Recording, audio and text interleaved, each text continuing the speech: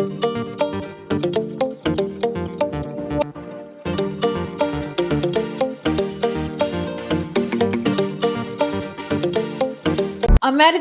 President Joe Biden जो हैं वो नरेंद्र मोदी जी के पास गए और रख के उनको जप्पी दी। जी हाँ, जादू की जप्पी, बिल्कुल। इसके अलावा एक और चीज की जबरदस्त चर्चा हो रही है। ये चर्चा पीएम मोदी और यूक्रेन के राष्ट्रपति व्लादिमीर जेलेंस्की के बीच मुलाकात की है। और मैं आपको विश्वास दिलाता हूं कि इसके समाधान के लिए भारत और निजी रूप से मैं स्वयं हमसे जो कुछ भी हो सकता है हम अवश्य करेंगे। इमरान खान पाकिस्तान के खिलाफ अमरीकियों से मदद मांगने लगे। जो इंडियन ओरिजिन के लोग हैं वो फॉरेन कंट्रीज में प्राइम मिनिस्टर भी बन रहे। सीईओस तो हम पहले बना करते थे, अब तो हमने उसको भी रिकॉर्ड को भी तोड़ दिया। अब हम प्राइम मिनिस्टर बनने लगे दूसरी कंट्रीज। इंडिया के प्राइम मिनिस्टर की तरफ से पाकिस्तान के ऊपर एक स्टेटमेंट आई है, वो पहुंचे हैं जापान G7 समिट में शिरकत करने के लिए। अमेरिकन प्रेसिडेंट जो बाइडेन जो हैं वो नरेंद्र मोदी जी के पास गए और रख के उनको जप्पी दी। जी हाँ, जादू की जप्पी, बिल्कुल। जेलेंस्की ने कहा कि वो प्रधानमंत्री नरेंद्र मोदी से मिलना चाहते हैं।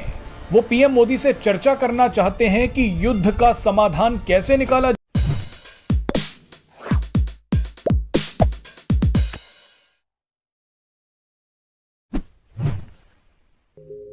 नमस्ते दोस्तों, जय हिंद। मेरा नाम सम्राट और आपका स्वागत है छुटकू एक्सप्लेनर के और एक नए वीडियो में। दोस्तों, जैसा कि आप सभी को पता है, हमारे prime minister Shri Narendra Modi ji G7 शिखर सम्मेलन के लिए जापान में मौजूद है और जापान में क्वाड देशों की मीटिंग भी हो रही है। क्वाड देशों की मीटिंग के दौरान अमेरिका के president Joe Biden PM Modi से गले मिलने के लिए भागे भागे आए पीएम मोदी के पास और पीएम मोदी भी उठकर जो बाइडेन को गले लगा लिया। यह है भारत और भारत के प्रधानमंत्री का ताकत। दुनिया के सबसे बड़े ताकतवर देश के प्रेसिडेंट भारत के प्रधानमंत्री के गले मिलने के लिए भागे भागे आए, वो भी एक बार नहीं, इससे पहले भी ऐसा नज़ारा देखने को मिला है। और दूसरी खबर यह है कि भारत के प्रधानमंत्री श्री नरेंद्र मोदी जी और यूक्रेन के प्रेसिडेंट जेलेंस्की, इन दोनों नेताओं की द्विपक्षीय वार्ता हुई, जिसमें यूक्रेन रशिया युद्ध को लेकर चर्चा किया गया, जिसमें मोदी जी ने जेलेंस्की से कहा कि भारत और निजी तौर पर मैं, हमसे जो कुछ हो सकेगा हम वो सब कुछ करेंगे। ये सुनकर जेलेंस्की इतना खुश हो गया कि भारत को यूक्रेन रशिया युद्ध रुकवाने के लिए यूक्रेन आने का न्योता भी दे दिया। अब पाकिस्तानी मीडिया G7 मीटिंग में भारत का जलवा देख सदमे में है। बात हम करेंगे नरेंद्र मोदी जी की, जो कि आजकल जी जापान में है और वहां पर G7 समिट में गए हैं, जाहिर है, लेकिन ये कर क्या रहे हैं?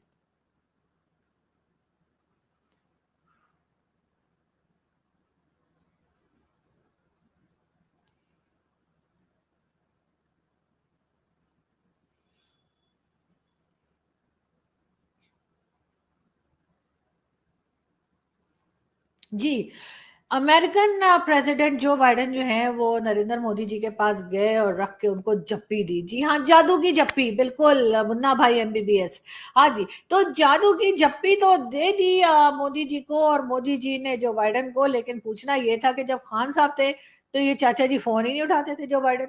मतलब अजीब इन्होंने तमाशा लगा के रखा था। वो खान साहब बार बार कहते थे जी मेरा फोन उठा लो, लोगों से कहलवाते थे मेरा फोन उठा लो, वहां के सेनेटर्स को कहते थे फोन उठा लो, पाकिस्तानी कम्युनिटी से कहते थे कि जो बाइडेन से कह के फोन उठा ले। लेकिन मजाल है जो इन्होंने फोन उठाया और अब यहाँ पर खुद चलकर आ रहे हैं इंडियन प्राइम मिनिस्टर के पास और जादू की जप्पी दे रहे हैं मोदी जी को। मुझे तो ये समझ नहीं आ रहा कि आखिर ये हो क्या रहा है, ये चल क्या रहा है सब कुछ। लेकिन खैर, मोदी जी जो हैं जी वो बिल्कुल जापान में हैं और जाते के साथ ही उन्हें सबसे पहले पाकिस्तान को याद किया और उन्होंने कहा जी पाकिस्तान से तभी बात हो सकती है जब टेररिज्म पे कंट्रोल किया जाए। Terror and talk can not go together. ये वाला सेंटेंस मुझे बड़ा पसंद आता है। लेकिन बात सारी ये है कि जी टेरर पे तो टॉक हो सकती है ना, आप मतलब terror and talk can not go together, I can understand. लेकिन आप मुझे ये बता दीजिए कि आप बैठ के उस पर बात तो कर सकते हैं ना। आप मतलब प्लान करते हैं कैसे रोका जाए ये जो यहाँ पे बहुत सारे वो है ना नॉन स्टेट एक्टर्स जो हम बोलते हैं, तो उसके ऊपर बात हो सकती है, उसको कैसे कंट्रोल किया जाए बात हो सकती है और कई और दूसरी चीजें। और दूसरा ये कि हमारी एजेंसीज जो है वो कोशिश कर रही हैं, अब शुरू तो किया है उन्होंने। आप केपीके में देख लीजिए, आप टीटीपी को कंट्रोल करने के लिए, और वहां पे कई ऑपरेशंस चल रहे हैं, तो वो भी न्यूज आ रही है, और मेरा ख्याल है कि भारत भी उस न्यूज के ऊपर यकीनन नजर बना के रखा होगा। तो आप अगर हमें ये कहते हैं कि जी बिल्कुल ही एकदम हम सब कुछ खत्म करके और एकदम से सही होके और फिर बात करें, तो उसमें तो बहुत टाइम लग जाएगा, इसलिए कि इन लोगों को कंट्रोल करना जो है वो बहुत मुश्किल काम है, और जाहिर है कि उसमें बहुत वक्त भी लगेगा। लेकिन जो आम पब्लिक पाकिस्तान की है, उनके वजह से जो है मेरा ख्याल है कि बातचीत होनी चाहिए भारत और इंडिया की, और ट्रेड भी होना चाहिए। अब आप लोग कहेंगे कि जी ट्रेड तो हम ही ने बंद की थी, तो भाई हम ही ने बंद की थी, तो खोलने का भी तो हम ही कह रहे हैं ना। खोलने के लिए कौन सा जापान कह रहा है? G20 की बात हम करेंगे। G20 हो रहा है जी भारत में, बिल्कुल कश्मीर में। इंडिया ने अनाउंस किया है कि जी G20 की जो मतलब है मीटिंग है, वो कश्मीर में रखी जाएगी, श्रीनगर में। और उसके बाद पाकिस्तान ने तो खैर उसके ऊपर ऑब्जेक्शन किया है। हमने कहा कि जी हमें नहीं पसंद, जी ये क्या बात हुई, मतलब कहीं भी आप रख दोगे, ऐसा कैसे? लेकिन भारत फिर भी रख रहा है। तो अब जी न्यूज ये आई है कि चाइना ने G20 मीटिंग में जाने से इनकार कर दिया है। चाइना का कहना है कि जी हम G20 के लिए जो है कश्मीर में नहीं जाएंगे, और इसके ऊपर पाकिस्तान में सारे भंगड़े डाल रहे हैं, और बार बार सुबह से जो है टीवी चैनल्स पे बार बार आ रहा है कि देखिए जी चाइना ने क्या जवाब दिया है इंडिया को। लेकिन खैर चाइना अगर नहीं भी जाता, तो मुझे हमारे उन तमाम लोगों से जो पाकिस्तान में भंगड़े डाल रहे हैं और ढोल बजा रहे हैं और खुश हो रहे हैं, उनसे ये पूछना था कि अगर चाइना नहीं जाएगा तो उसका क्या मतलब है? क्या G20 की मीटिंग कश्मीर में नहीं होगी? नहीं, ऐसा नहीं है। G20 की मीटिंग कश्मीर में ही होगी। चाइना के जाने या ना जाने से भारत अपना फैसला नहीं बदलेगा। तो इसलिए आप लोग ढोल बजाना बंद कीजिए, इंसान के बच्चे बनिए, और कोशिश कीजिए कि आपके टर्म्स जो हैं भारत से ठीक हो जाए। वरना आपका क्या है, आपको थोड़े दिन में चाइना ने भी टाटा बाय बाय कर देना है, तो थोड़ा उससे पहले संभल जाए तो ही ठीक होगा। ट्रांसिस में इंडिया भारत पाकिस्तान भारत रिलेशनशिप जरूरत किसकी है? क्या ये इंडिया के इंटरेस्ट में पाकिस्तान से रिलेशनशिप बेहतर करे, या पाकिस्तान के इंटरेस्ट में है कि भारत से रिलेशनशिप ठीक करे? मेरे ख्याल में आई विल सेकंड, कि पाकिस्तान की जरूरत है। अब मैं समझता हूं हमेशा चीजों के अंदर अपॉर्चुनिटी होती है, विंडो होती है, अगर आप उसको खोलने की कोशिश करें। अब उसमें मैं ये देखना चाहता हूं कि मैं समझता हूं, मैं उन वोकल पाकिस्तानियों में हूं जो पिछले 10 साल से ये चीख रहे हैं कि वॉशिंगटन डीसी में you are not here, you are not here, आपको कोई रिप्रेजेंट नहीं कर रहा। अफसोस के साथ मैं ये कहता हूं, पाकिस्तानी डायस्पोरा और इंडियन डायस्पोरा में ह्यूज डिफरेंस है, ह्यूज डिफरेंस।